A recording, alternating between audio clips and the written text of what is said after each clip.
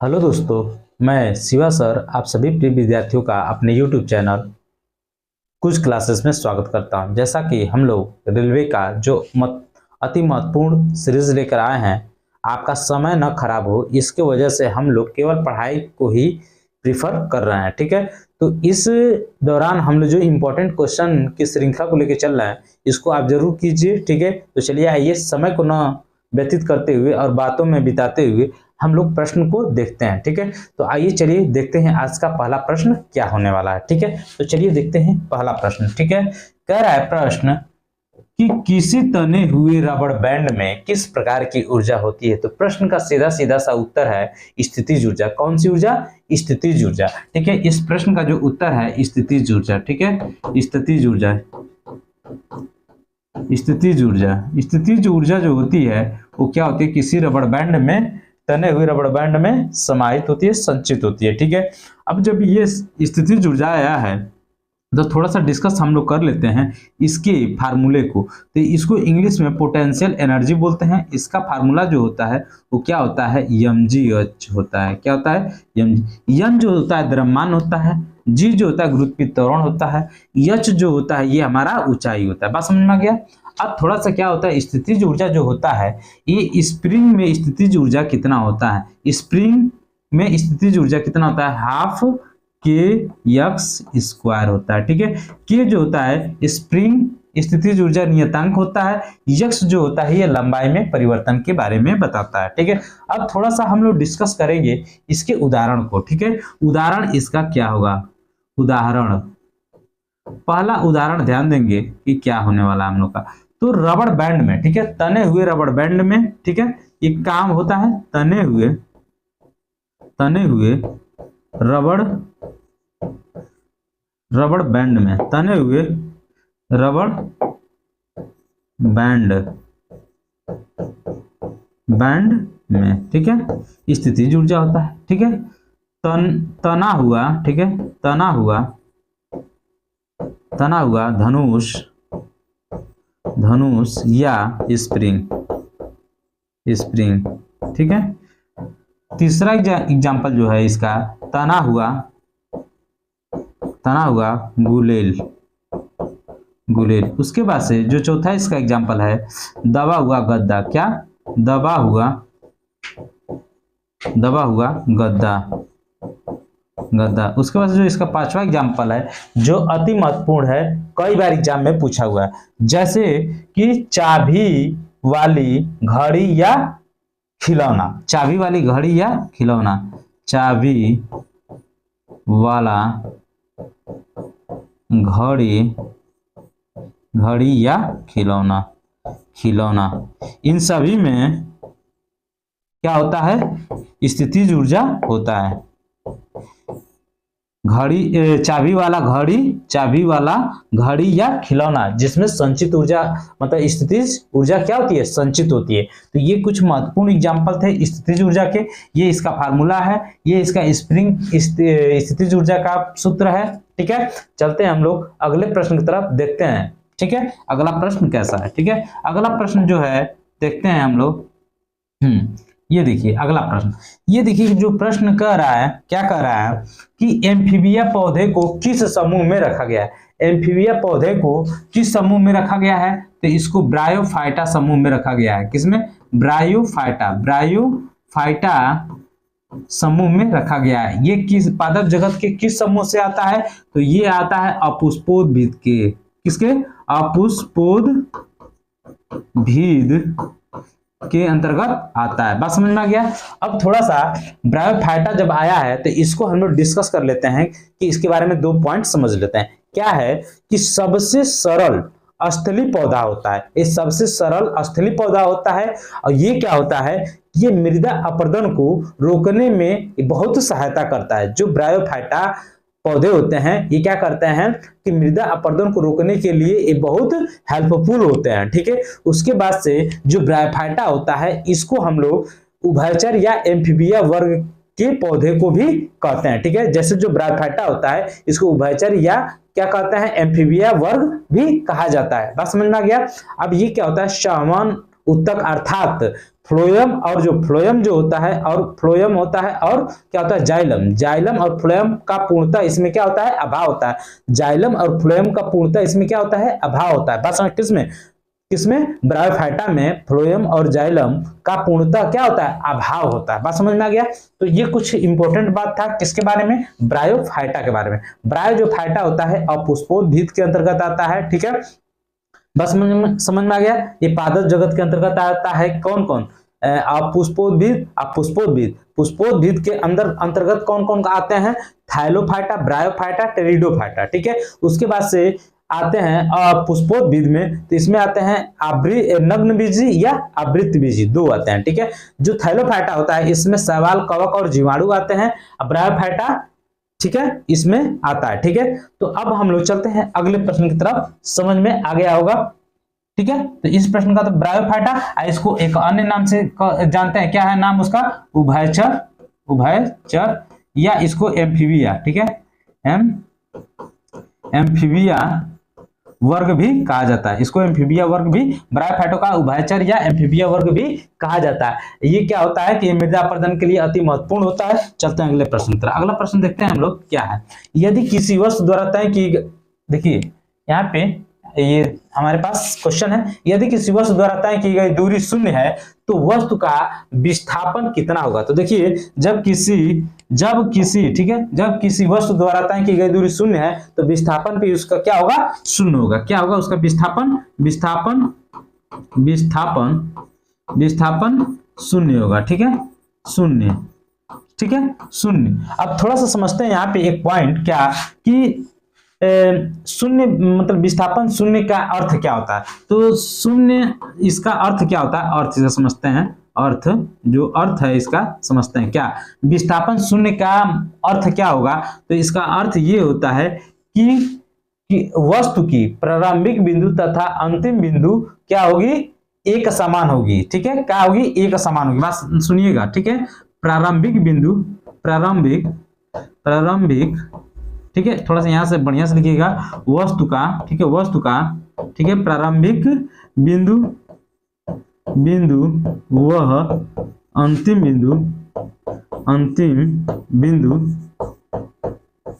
बिंदु एक समान होगा, एक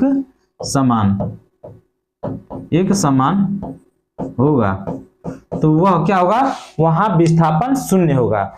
जब वस्तु का प्रारंभिक बिंदु तथा अंतिम बिंदु एक समान होगा तो वहां पे क्या होगा, विस्थापन, अब विस्थापन आपका शून्य होगा। बस समझ में आ गया। अब विस्थापन आया है तो थोड़ा विस्थापन के बारे में हम लोग डिस्कस कर लेते हैं कि यह कैसी राशि है। बात समझ में आ गया। तो यह कैसी राशि है इसको हम लोग समझते हैं, ठीक है।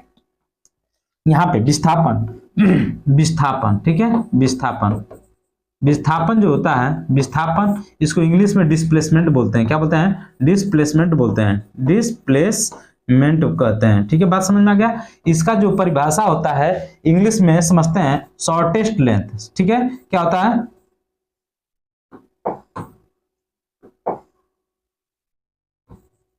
शॉर्टेस्ट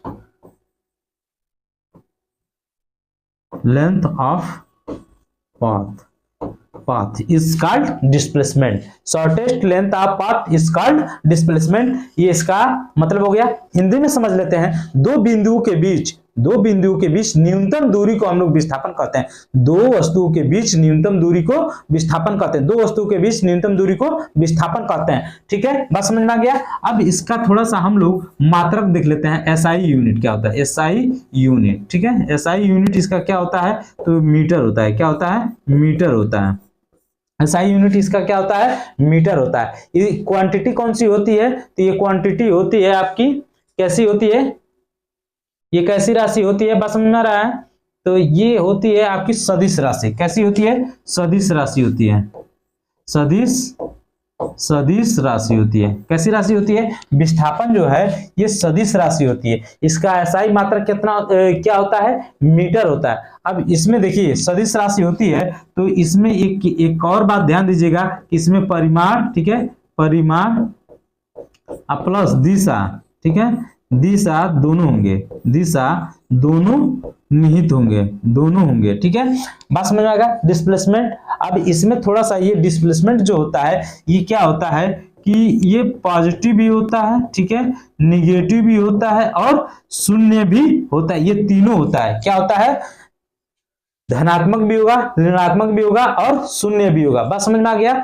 तो ये हमारा था क्या, डिस्प्लेसमेंट से रिलेटेड कुछ महत्वपूर्ण फैक्ट। चलते हैं अगले प्रश्न की तरफ। अगला प्रश्न देखते हैं क्या है। हाँ,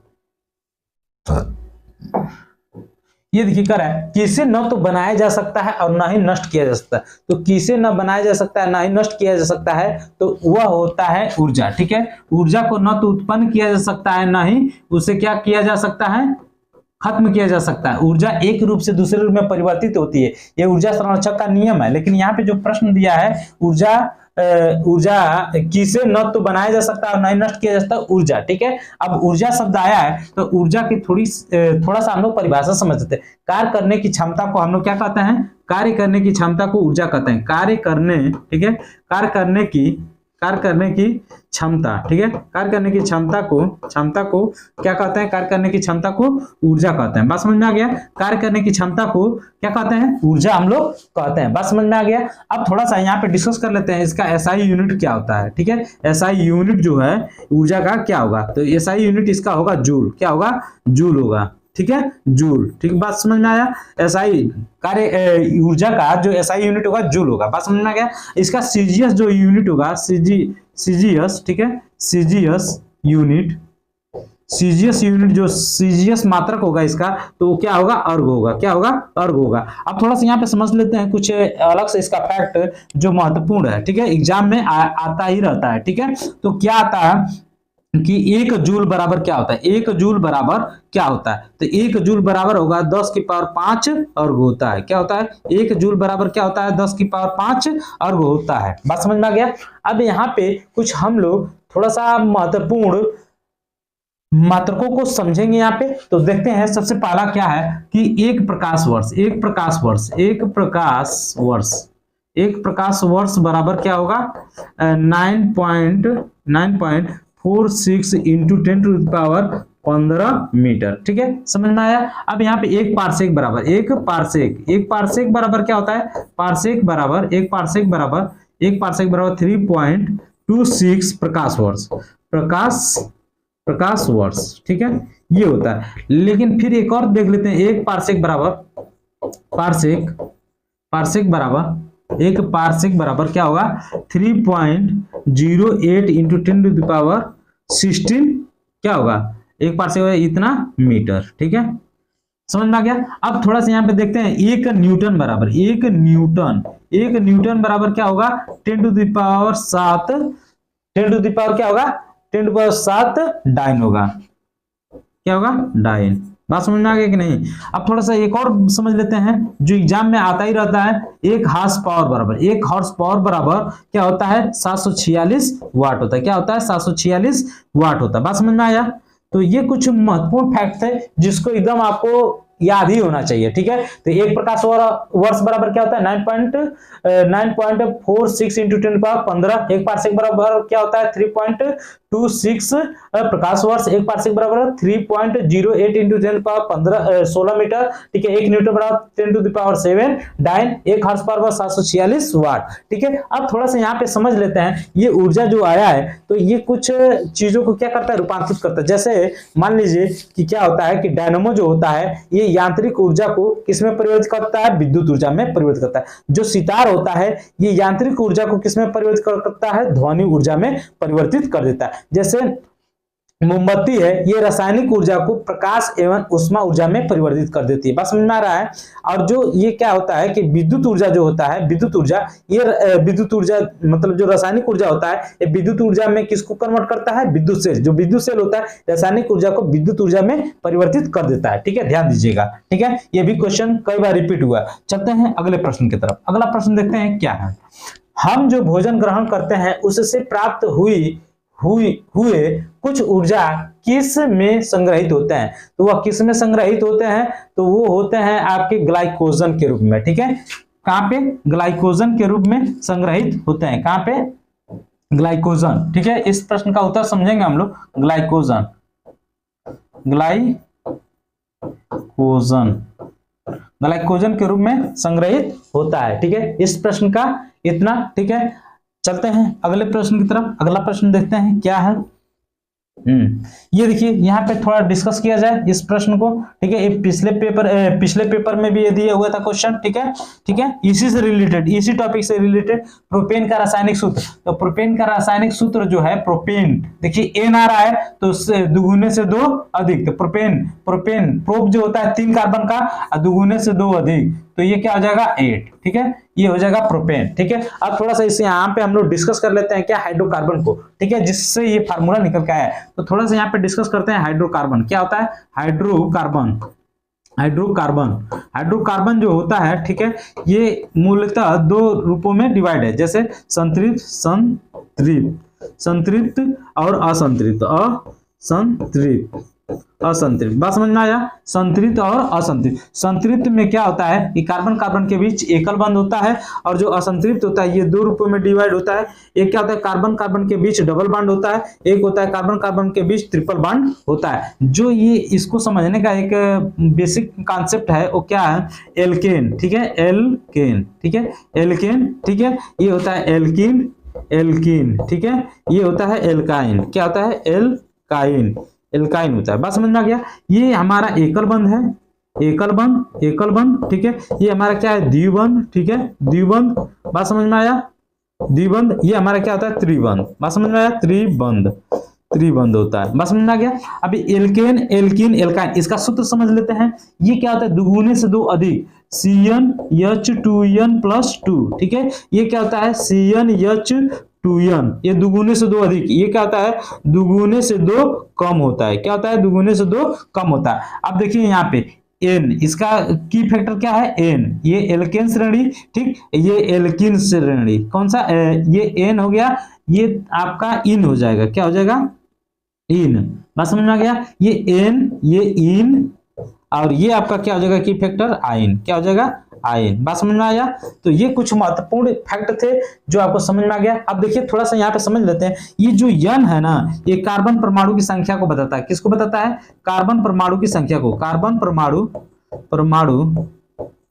की संख्या को बताता है। कौन, ये जो यन है ये कार्बन परमाणु की संख्या को बताता है। अब थोड़ा सा समझ लेते हैं। कार्बन, एक कार्बन, 2 कार्बन के लिए उसके एल्क का क्या नाम होता है, ठीक है। एल्क के नाम को भी समझ लेते हैं। तो कार्बन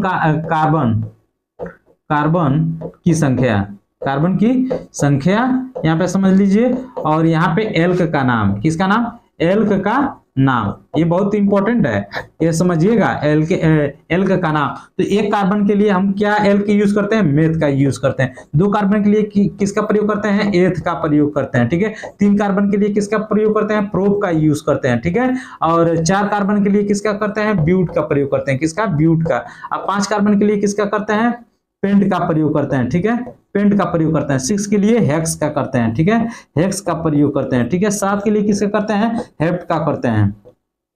तो इस तरह से 10 तक आपको मिनिमम याद होना चाहिए, जिससे आप देख के फार्मूला एल्क के नामों को और ये फार्मूला यूज करके आप बना सकते हैं, ठीक है। तो चलते हैं अगले प्रश्न की तरफ, ध्यान दीजिए, ठीक है। ये देखिए आज का बहुत बेहतरीन सा प्रश्न है। ये कह रहा है सोडियम हाइड्रोजन कार्बोनेट को गर्म करने पर निम्न में से कौन सी गैस छूटती है, मतलब निकलती है, उत्सर्जित होती है। तो देखिए हम इसको थोड़ा सा इसका आंसर बता देते हैं। क्या होगा, कार्बन डाइऑक्साइड जो गैस होती है वो बाहर रिलीफ हो जाती है, ठीक है। कार्बन डाइऑक्साइड जो गैस होती है ये बाहर रिलीफ हो जाती है। कार्बन डाइऑक्साइड CO2 जो होता है गैस बाहर निकलती है, ठीक है। अब इसको हम लोग रिएक्शन के माध्यम से समझ लेते हैं कि क्या होगा, ठीक है। ये सोडियम बाइकार्बोनेट जो होता है, इसका ये सूत्र है, ठीक है। इसको जब हम लोग गर्म करते हैं तो यहाँ पे क्या प्राप्त होता है, Na2, ठीक है, Na2CO3 plus H2O plus CO2 बार हो जाता है। अब देख लीजिए यहाँ पे 2 मॉलिक्यूल सोडियम हाइड्रोजन कार्बोनेट का लिया गया, इसको गर्म करने पे ये प्राप्त हो गया, ठीक है। तो ये कौन सी गैस बाहर निकल रही है, कार्बन डाइऑक्साइड गैस बाहर जा रही है। बस समझ में आ गया। तो चलते हैं अगले प्रश्न की तरफ, देखते हैं अगला प्रश्न। ये देखिए कह रहा है वृषणों में, ठीक है, वृषणों में, ये ध्यान दीजिएगा, वृषणों से कौन सा हार्मोन स्रावित होता है। तो ये वृषण सही से लिख लीजिएगा, वृषण ऐसे लिखेगा, वृषण, वृषणु, ठीक है, वृषणों में कौन सा हार्मोन, कौन सा हार्मोन, हार्मोन स्रावित होता है। तो ठीक है, टेस्टेस्टेरोन, टेस्टेस्टेरोन, टेस्टेस्टेरोन नामक हार्मोन स्रावित होता है। टेस्टेस्टेरोन नामक क्या होता है, हार्मोन स्रावित है। वृषणों से कौन सा हार्मोन रिलीफ होता है, तो टेस्टोस्टेरोन नामक हार्मोन रिलीफ होता है। वृषण से कौन सा हार्मोन रिलीफ होता है, तो टेस्टोस्टेरोन नामक हार्मोन बाहर निकलता है। ठीक है, बात समझा गया। चलते हैं अगले प्रश्न की तरफ। अगला प्रश्न देखिए, ये कह रहा है कि क्या कह रहा है, ये कह रहा है कि गतिशील वस्तु की गतिज ऊर्जा किस पर निर्भर करती है। तो गतिशील वस्तु की गतिज ऊर्जा द्रव्यमान और वेग पर निहित होगी। किस पे होगी, द्रव्यमान और द्रव्यमान तथा वेग पर निर्भर होगी। ठीक है, द्रव्यमान और वेग पर निर्भर होगी। अब जो गतिज ऊर्जा आया है, तो गतिज ऊर्जा के बारे में थोड़ा सा हम लोग इसका सूत्र पढ़ लेते हैं। तो इसको हम लोग इंग्लिश में काइनेटिक एनर्जी कहते हैं, जो डिनोट किया गया है। ठीक है, इसका फार्मूला होता है हाफ mv²। ठीक है, तो m हमारा द्रव्यमान हो गया, v हमारा वेग हो गया। अब जो ये होता है, तो अब थोड़ा सा यहाँ पे एक और समझते हैं चीज, गतिज ऊर्जा और संवेग के बीच में संबंध जो होता है वो क्या होता है। गतिज ऊर्जा और संवेग के बीच में जो संबंध दर्शाता है वो p²/2m होता है। क्या होता है, p² + 2m होता है। बस समझ में आया। अब थोड़ा सा यहाँ पे हम लोग इसके उदाहरण को समझते हैं। किसके उदाहरण को समझते हैं। तो इसका पहला उदाहरण समझते हैं क्या है। गतिज ऊर्जा का जो पहला उदाहरण है, जैसे बहता हुआ पानी। ठीक है, बहता हुआ पानी, बहता हुआ पवन। ठीक है, और उसके बाद से जमीन पे दौड़ता हुआ बालक, और उसके बाद से क्या होगा कि चलती हुई ट्रेन या बस। उसको लिख भी लेते हैं। ठीक है, जैसे बहता हुआ, बहते हुए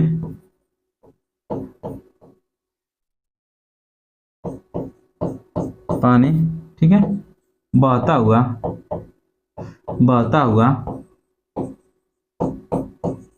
पवन। देखिए, बहते हुए पानी में गतिज ऊर्जा, बहता हुआ पवन में गतिज ऊर्जा। ठीक है, उसके बाद से जमीन पर दौड़ता हुआ बालक, जमीन पर दौड़ता हुआ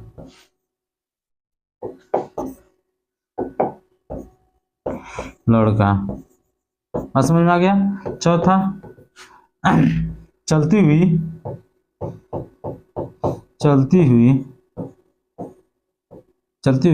बस या ट्रेन, चलती हुई बस या ट्रेन। ये बहुत इंपॉर्टेंट है, समझ लीजिएगा। तो ये समझ में आया। गतिज ऊर्जा से रिलेटेड कुछ महत्वपूर्ण फैक्ट है जिसको हम लोग समझे। चलते हैं अगले प्रश्न की तरफ, देखते हैं आज का अगला प्रश्न क्या है। ठीक है, तो आज का अगला और अंतिम प्रश्न क्या होने वाला है, देखते हैं। ठीक है, ये देखिए, ये इंपॉर्टेंट प्रश्न है। आधुनिक आवर्त सारणी की तीसरी अवधि और 8वें समूह में रखी गई नोबेल गैसों का नाम बताएं। ठीक है, तीसरी अवधि और 8वें समूह में रखी गई नोबेल गैसों का नाम बताएं। तो वो गैस है, देखिए यहाँ पे प्रश्न के अकॉर्डिंग तो आर्गन है। ठीक है, जिसका परमाणु क्रमांक कितना है, 18 है। ठीक है, इसका परमाणु भार 39.9 है। कितना है, ये है। ठीक है, तो अकॉर्डिंग अब थोड़ा सा आखिरी गैसों के बारे में हम लोग समझ लेते हैं। इसका हीलियम, ठीक है, नियॉन, ठीक है, आर्गन, क्रिप्टॉन, जेनान, ठीक है, रेडॉन, ऑर्गेनाइजन, ये सभी के सभी आखिरी गैस हैं। ठीक है, इसका परमाणु क्रमांक 2, इसका परमाणु क्रमांक 10, इसका परमाणु 18, इसका 36, इसका 54, इसका 86, इसका 118। तो चल मिलते हैं अगले वीडियो में जल्द ही। Thank you so much.